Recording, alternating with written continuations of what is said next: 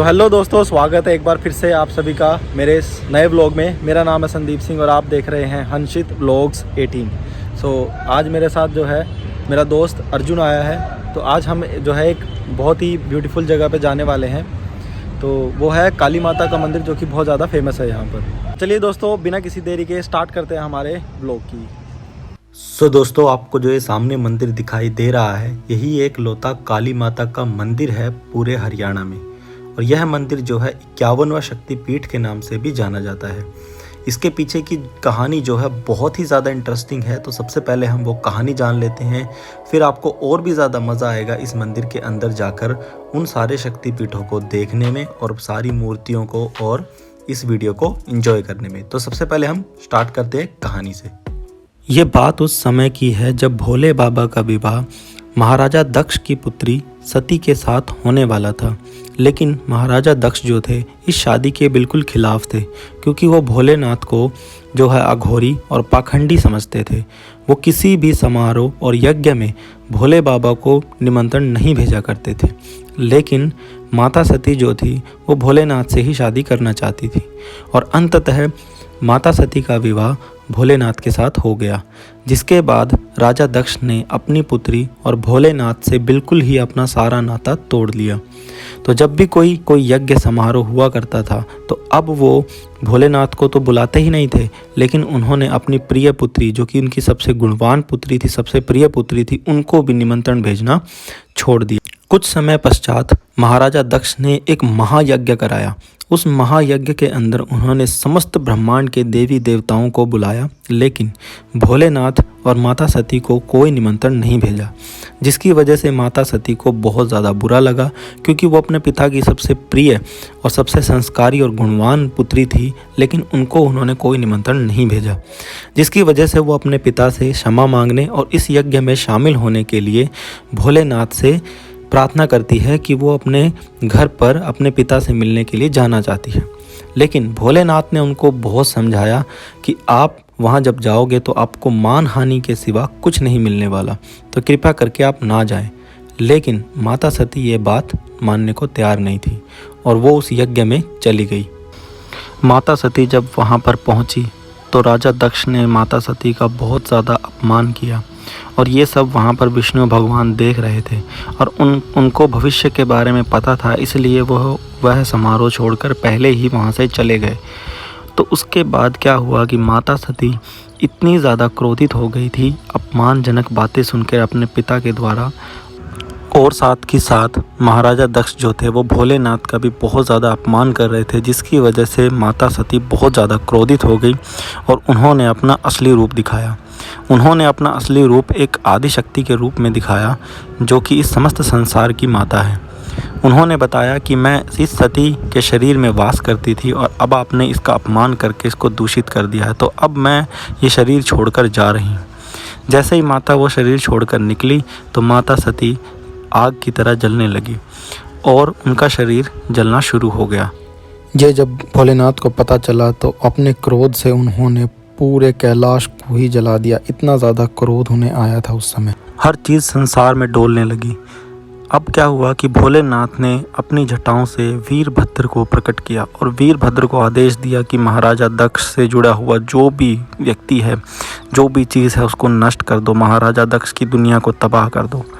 इतना आज्ञा पाकर वीरभद्र दक्ष को मारने के लिए चल पड़े। वो रास्ते में आई हर चीज़ को जो है मारते काटते चले जा रहे थे। वो किसी पर कोई रहम नहीं कर रहे थे और अंत में वो पहुँचे महाराजा दक्ष के पास और उन्होंने दक्ष का सर धड़ से अलग कर दिया। उसके पश्चात भोलेनाथ वहाँ प्रकट हुए और जलती हुई माता सती को अपनी बाहों में उठाया और समस्त संसार मरबिलाप करते हुए घूमने लगे। जब वो ऐसा कर रहे थे तो उसी समय माता सती के शरीर का एक एक अंग और एक एक आभूषण ज़मीन पर गिरते जा रहा था। जहाँ जहाँ पर वो अंग और जहाँ जहाँ पर वो आभूषण गिरते गए वहाँ पर शक्तिपीठों का निर्माण हुआ और इसी प्रकार यहाँ कुरुक्षेत्र के अंदर ये 51वां शक्तिपीठ है, जहाँ पर माता सती की एड़ी गिरी थी। सो दोस्तों, आई होप आपको ये कहानी समझ में आ गई होगी। तो अब हम कर रहे हैं इस मंदिर के अंदर एंटर। ये वही मंदिर है जहाँ पर माता सती की जो एड़ी गिरी थी। तो इस मंदिर में उस शक्तिपीठ को भी हम दिखाएंगे। देखो अंदर कैमरा ले जाना मना है, लेकिन हम आपको ऊपर से दिखा देंगे कि वो शक्तिपीठ कहाँ पर है। तो अभी हम जा रहे हैं थोड़ा सा ऊपर की ओर। जगह है जहाँ इंडियन हैकर लोग आए थे, आपने देखा भी होगा उनको अपने ब्लॉग में।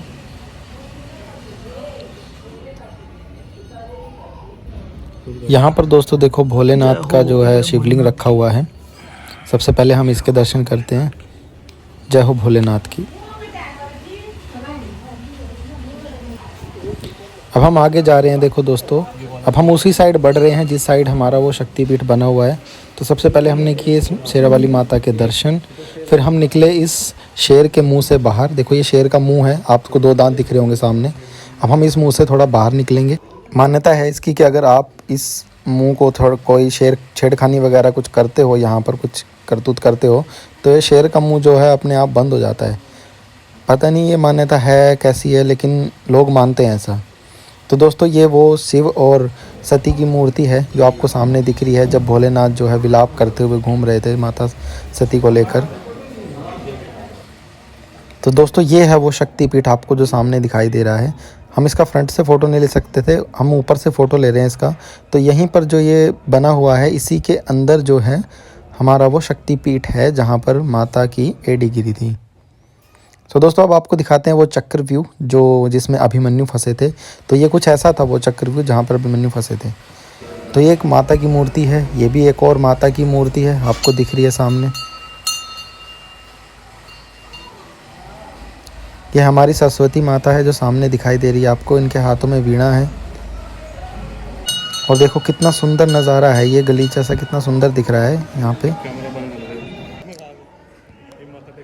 यहाँ पे देखो दोस्तों माताएं की और कृष्ण भगवान की कितनी सुंदर मूर्तियाँ बनी हुई हैं।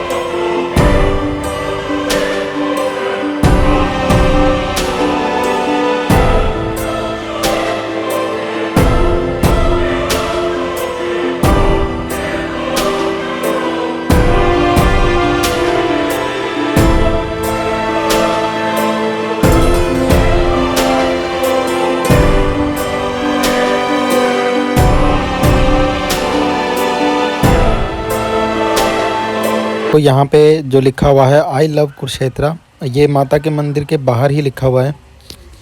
चलो दोस्तों फाइनली हमने जो है माता का मंदिर देख लिया है और अब हम जा रहे हैं सीधा घर की तरफ। तो एक बार और दिखा देता हूँ आपको सीन।